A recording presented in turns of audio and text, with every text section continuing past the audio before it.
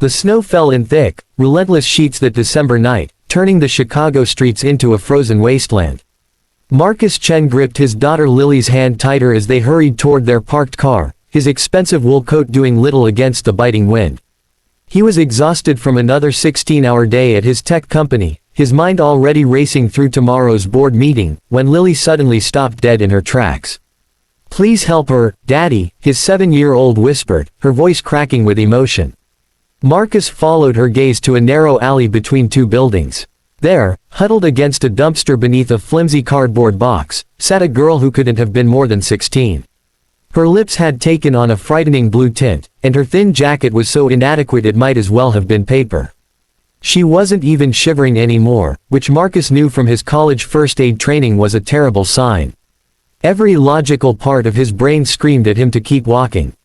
He had a daughter to protect, a company demanding his attention, and getting involved in strangers' problems had never been his style.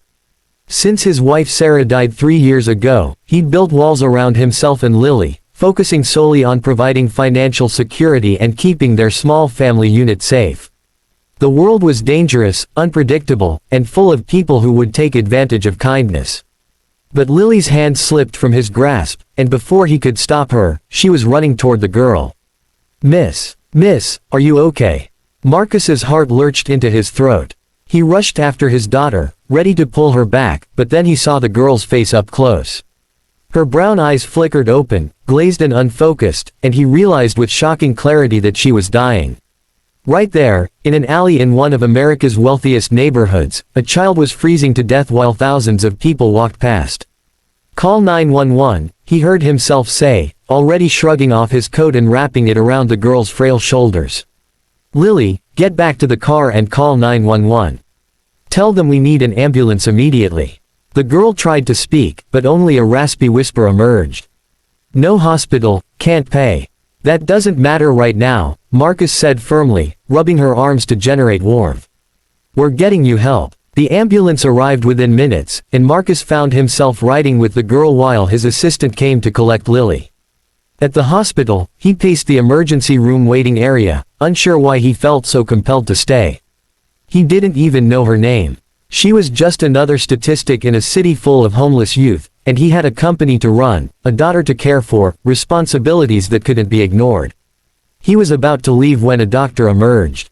"Are you family?" "No, I found her." The doctor's expression softened. "She has severe hypothermia and malnutrition. Another hour and we would have lost her.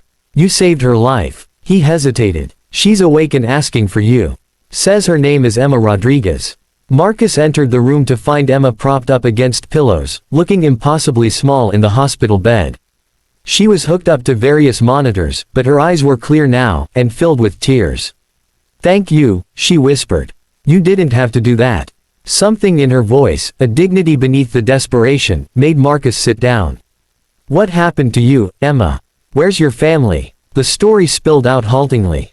Emma had aged out of foster care at 18 with nowhere to go. She'd been working 2 jobs while attending community college, trying to become a nurse, but a series of misfortunes, a stolen paycheck, an abusive roommate, a car breakdown, had sent her spiraling. She'd been on the streets for 3 weeks, too proud to ask for help, too exhausted to find a way out. "I wanted to be someone who helps people," she said, staring at her hands. "Instead, I became someone who needs help. I'm so ashamed." Marcus thought about his own journey. He'd built a billion-dollar company from nothing, priding himself on being self-made, never asking for handouts.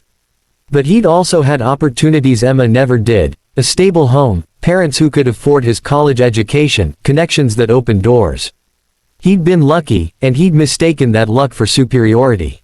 Looking at this brave girl who'd been trying so hard to build something from nothing, he made a decision that defied every logical business instinct he'd honed over the years. "I'm going to help you," he said.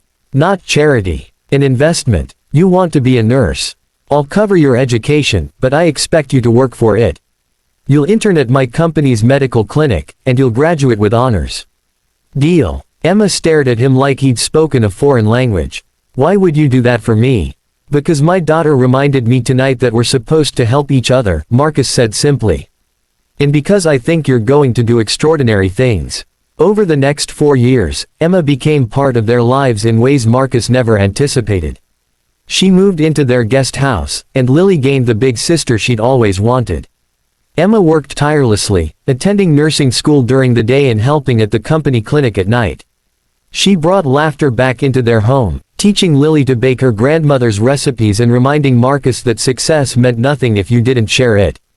Emma graduated top of her class and became a nurse practitioner specializing in homeless healthcare. She opened a mobile clinic that served the very streets where she'd once nearly died, and Marcus's company became one of its major sponsors. Then one ordinary Tuesday morning, Marcus collapsed in his office. The diagnosis was swift and merciless: acute heart failure. He needed a transplant immediately, but his rare blood type and tissue markers made finding a match nearly impossible. As he lay in the ICU, watching Lily's terrified face through the window, Marcus felt the bitter irony. He'd saved a life once, but he couldn't save his own. Emma appeared at his bedside that evening, her expression determined.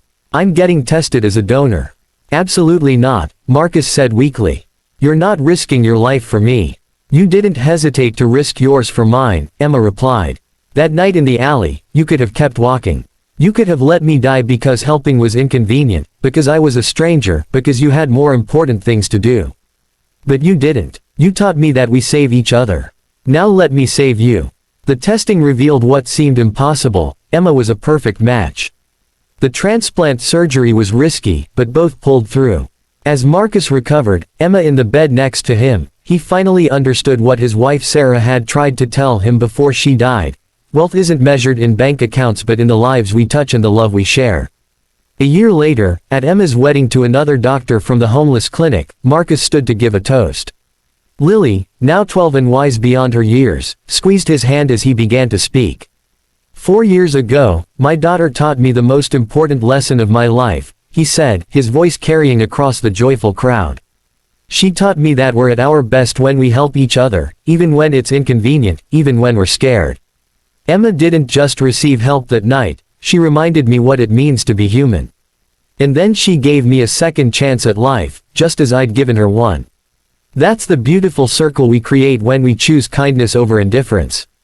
He raised his glass, tears streaming down his face.